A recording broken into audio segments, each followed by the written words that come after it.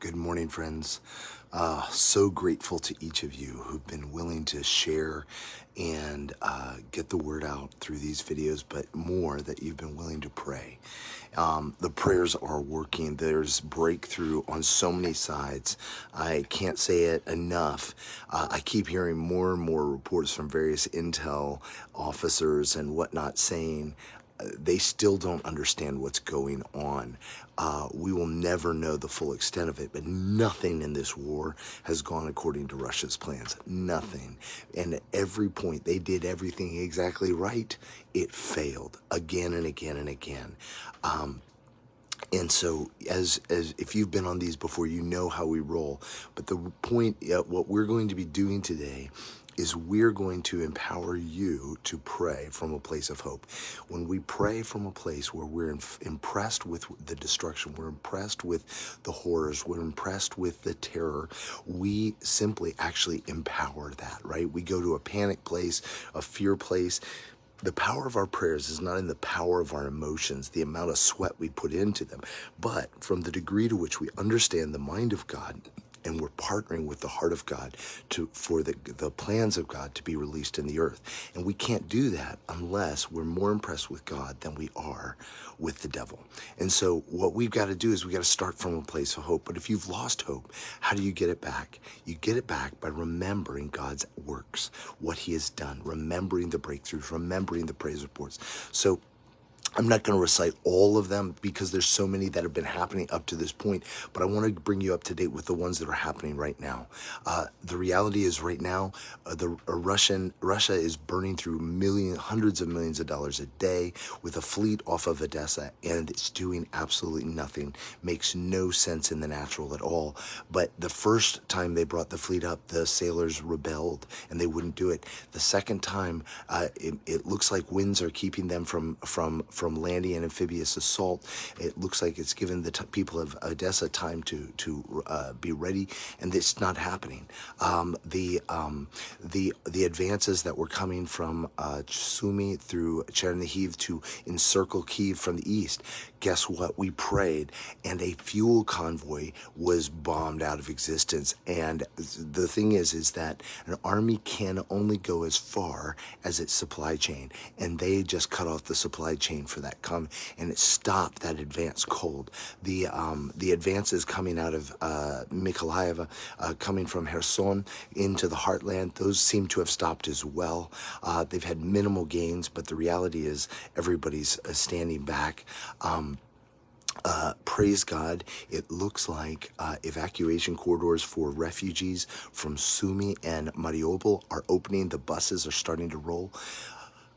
We'll get to some prayer points of that in a minute. Another amazing thing is 2 million people have safely gotten out of the country. Insane. In a space of 10 days. 12 days, 13 days. We're on day 13. Again, the fact that we talked about this 400 trained assassins of the Wagner group came into Ukraine with the goal to kill just 24 people, and none of them have been killed. On the other side, though, we just have a report that another senior major general has been who is in Kharkov has been taken out with a sniper of the Russian government. This is huge because, as you know, many of the problems are because they have an untrained army, but this is taking out the head. They've actually gotten they've captured audio of two FSB, that's the security, like KGB officers talking, and they're saying, hey, can we switch over to a secure line? Turns out their secure lines aren't working. God is confounding the enemy at every side. In so many ways. The church is rising up. We've just been hearing from a friend of ours. He was working with refugees in Dnipro, and which is kind of hot. But instead, what he's done is he's grabbed supplies and he's gone to Kharkov, straight into the heart of it. Listen, the world is waiting for a church to arise, and the churches are rising. It's so incredible. When others are fleeing, the Christians are running to the front to bring supplies, because people are beginning to really hunger and starve in Kharkov. Man, there's so much good happening, but we just want to say, wow, wow, wow, wow, wow, wow. God is on the move. By the way, we are so overwhelmed by the response from you all that we have invited, many of you don't know, we are actually pastors of a church in Ackworth, Georgia. We ministered for 7 years as missionaries in Russia and in Ukraine, and so we have many friends on the ground. That's how we know a lot of this, but we've been studying the region for over 30 years. But it's too many, and so we've invited a group from our body to come alongside and be part of our social media team. And so if you have someone who comes on and just says, hey, can I pray for you? Is there anything I can pray for you? Or just, or helps to answer some of your questions, just recognize that's what's going on. We're really excited. I see Gary Phillips is here, and there are several others as well. So thank you guys. But let me keep going. So the praise we've got. So are you encouraged? Are you strengthened? Do you begin to have hope? Then you can begin to look into the dark areas, because you're going to look with light, right? So what are the areas we're praying? Because yesterday, one of the dark areas we looked into was that convoy that was heading from Sumy through Chernihiv in towards Kyiv, and we looked into it with the eyes of faith. And that convoy is cut off, okay? So what are the places we can look with eyes of faith today? One of the things, I totally forgot to praise. I got to tell you this. Putin has gone on live on TV and said, they will absolutely not be taking reservists and conscripts to Ukraine. Now, you might say he's already done that. What he means is no more. So he, at this point, is committed 100% of his assets, according to U.S. Intel. So he's all in. So what he's saying is that. But the other part of the reason why this is the reservists, Russia has upwards of 64 million reservists, because every adult male must serve. Right? And so he's saying, I am not going to do that. The biggest reason, because we don't know whether we can believe him or not ever. That's not the point. The point is, he's scared of the people if he's saying that, because they've had over 5,000 people arrested. It's just, the people are beginning to rise up in Russia. This is huge. So coming back, so how can we begin to pray? What can we look for? Again, pray for each of these offenses to stop.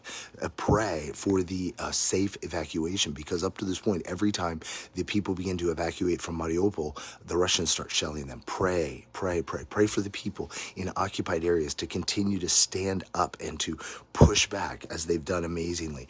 Continue to pray for the protection of Ukrainian officials. Pray for the Ukrainian military to continue to have divine intel to know what to do and when and where and how, and pray for these things.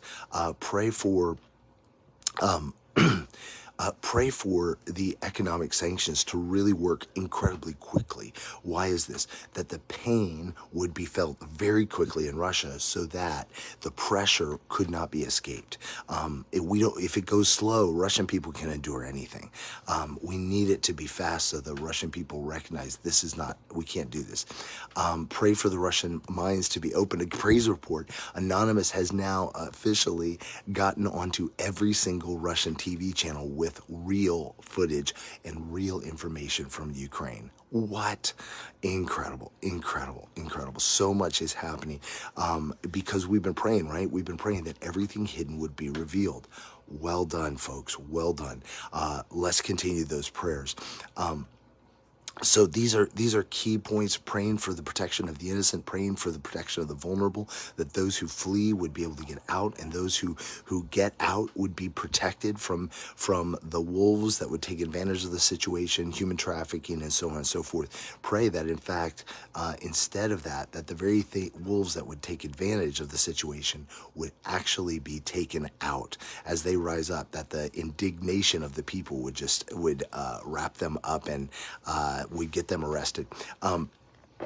But let me shift now to prayer strategies. And this is the key point. The prayer strategies, this is where it's not enough to pray that bad things don't happen. It's not even enough to pray that good things happen in place of the bad things, because God is always living for a future. He is always looking towards a future and a hope. He is always full of hope. Love always hopes, and he's looking. So when we are going to pray with power, we have to pray towards his final goals, right? And the final goals is that Russia, Ukraine, and Belarus rise up and stand in their calling as nations to bring breakthrough and revival and to the world. And so what we're praying right now is, but that cannot happen right now unless everything hidden is revealed. And I don't just mean the oligarchs, I don't just mean Putin. I mean that after the fall of the Soviet Union, there was never addressed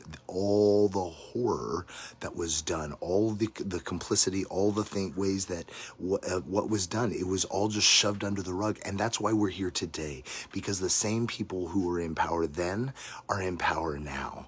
And there's been no change. And so there can be no change as long as the lies persist. So we're just praying that everything hidden would be revealed. Not simply that the war would stop, but that the entire foundation for government in this part of the world would be shaken, would be purified by the truth. That the truth would come out, that the archives of the KGB would be revealed, that it would just go top to bottom, that there would be house cleaning, and there would be repentance, and that there would be reconciliation, that there would be healing, that the Russian people, the Ukrainian people, and the Belarusian people would rise up and throw off corruption, throw off domination and control and intimidation, and they would embrace the gospel, that the gospel would fill Russia and Ukraine and Belarus to the uttermost, that people would encounter God like never before, that churches would be brave and rise up and begin to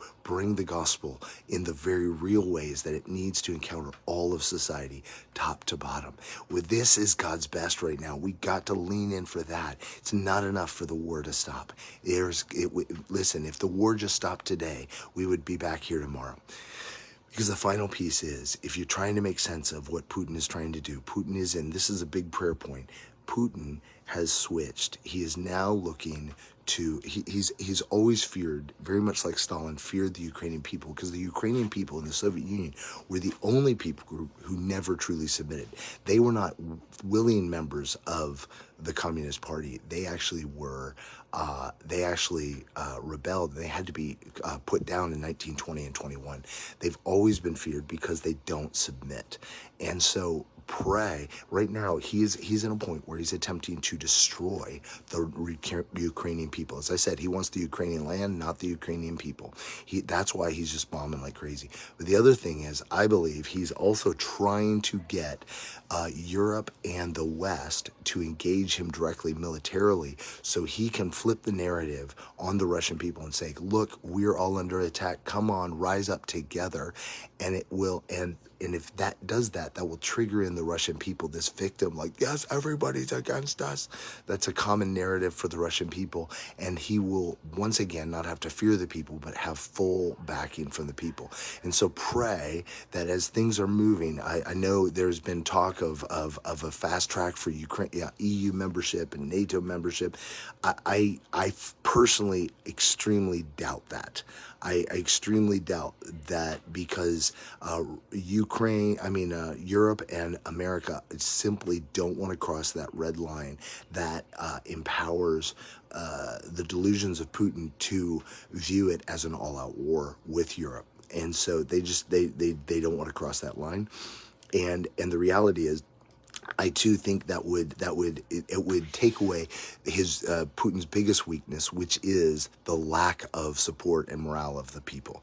And so continue to pray that everything hidden would be revealed. And the final thing is, Masha was praying, is that Masha was praying, and she really said, pray for the unexpected things. Pray, I really believe today, pray for unexpected things to just derail, to go in totally different direction. God has options we know not of. We're getting reports from the first days of the war of things that we didn't even know. Miracles are happening. God is on the move. And so listen, again and again, we can't be impressed with the darkness. We have to be impressed with the light. I see Lilia is on here. Lilia's she with her husband pastor in Dnipro, and it's her husband Vladimir who's headed to Kharkov to help people. And so again, pray for the Christians who are running to the front lines with courage to bring heaven to earth, and to break off the spirit of panic and fear that the enemy is trying to sow into Ukraine, so that the people would rise up, would continue to rise up and be united and stand together, and be protected and be saved. So we love you guys. Again, thank you so much for all of you guys sharing these, liking them. It really does make a difference. It really is getting the word out. So many of you are telling us that this is the only source of positive, take on things without being Pollyanna. Thank you. That really encourages us. Again, we've got an entire team of folks as a part of our church who are on here with social media. They might ask you how they can pray for you. They might answer your questions. They're not coming on to you. I want to say this: we will never ask you for money. Please, nobody as part of our church will ever ask you for money. Don't touch that. Don't be fooled. Again, if you're wanting to give money, there are many organizations that are on the ground working. One great one is the Slavic Gospel Association. Is a group of Russian churches in Poland, Ukraine, and Russia, and so they have the knowledge and the know-how to help refugees. But there are many other organizations as well. It's very hard to get supplies directly into Ukraine right now. It's usually going to be through individuals, and so if you're looking to do that, I recommend you give through people either you trust directly or that you have a friend you trust completely who they trust directly, because there will always be scammers. But please, guys, stay on the wall. Your prayers matter. Your prayers matter, and they make a difference. So don't stop.